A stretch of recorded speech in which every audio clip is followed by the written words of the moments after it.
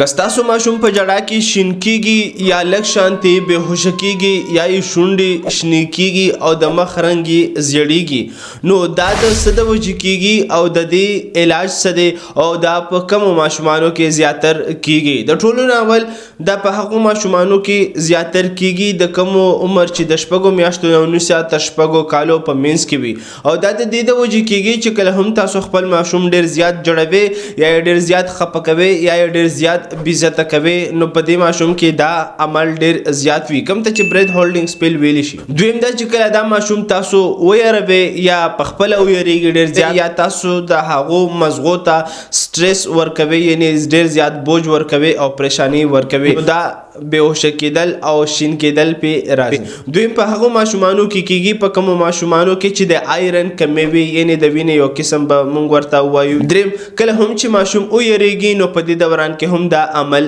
کوي او دا بېهوشه کېدل که چېرې د 20 سکنډو نه ونیسه تر 13 سکنډو پورې وي نو څه مسله نه کوي او په دې دوران کې به تاسو کله هم چې په دې ماشوم باندې دا علامات راځي نو دا ماشوم به تاسو سیده سملوي او لږې شان اوبه به تاسو په مخ باندې ورته چڼکه وکړي او په دې دوران کې به تاسو ماشوم ته په خوله کې هیڅ د خوراک نه ورکوي ځکه چې دا نقصاني ثابت کېدی شي او د دې علاج دا دی چې تاسو به خپل ماشوم نه بېعزته کوئ او نه به یې یروئ او که چېرې د هغه په وجود کې د آیرن د وینې کمی وي نو تاسو د آیرن شربت په هغه باندې څکلی شئ د ډاکټر په مشورې سره او دا عمل بیا په خپله ټیک کېږي په مزه مزه کله چې ماشوم غټېږي او که چېرې یو ماشوم باندې دا په ورځ کې ډېر زیات او بار بار راځي او د 1-2 منټو نه زیات پې راځي او بار بار ورسره شین کېږي نو په دې دوران کې بیا تاسو خپل ماشوم خپل د ماشومانو ډاکټر ته ښودلی شئ کوم ته چې چلډرن سپیشلیسټ ویلی شي. دغه شان میډیکل انفارمیشن دپاره زموږ سره اوسئ. که چېرې ستاسو په ذهن کې هر قسم سوال وي نو تاسو یې په کمنټ کې تپوس کولی شئ.